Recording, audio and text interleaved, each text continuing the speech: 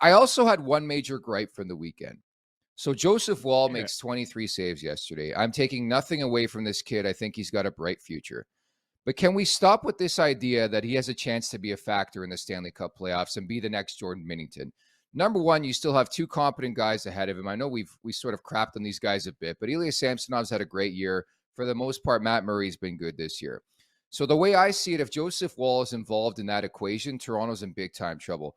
On top of that, I think they've been very, very careful insulating Woll this season. I looked at his four appearances: Nashville, Calgary, Montreal, and Columbus. Like, these aren't world beater teams. I don't think he can be Jordan Binnington this season. I think he's got a bright future, but I think people have to pump the brakes on this narrative, Rosie. Yeah, I don't know what it is. I think with the spotlight being shone on these two goaltenders that the Maple Leafs do have, for some reason there's need to go to the outside. And Wall, from what I've done a little bit of research on him and talking to Mike McKenna, who's quite close with him, has coached him Oh, coming up okay. actually, and he says that he's got a good head on his shoulders. He's got the ingredients to get things done. So just as far as having him in the pipeline of the Toronto Maple Leafs is a great thing to hear. It feels like you've got some goaltending maybe coming up the ranks that can actually get the job done and be a premier guy. But as far as him playing this year, I just don't see, we got our two goaltenders. I guess the only thing I could see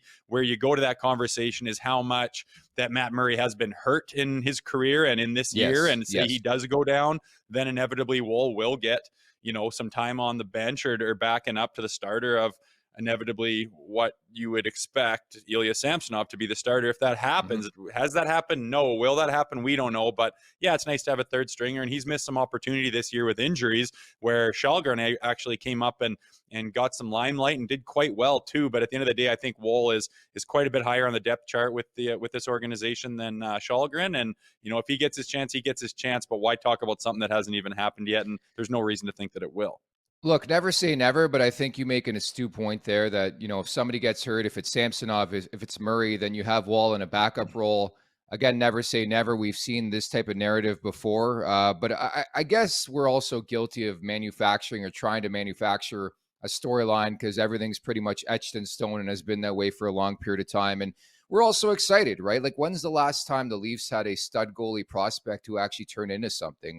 Off the top of my head, was it James Reimer? Right? Like, he turned into a pretty decent NHL netminder, but it's not something that has been in the DNA and the fortitude of this organization in, say, the last 20 years or 15 years, even dating back to the Tuukka Rask era and the Justin Pogge era and that decision.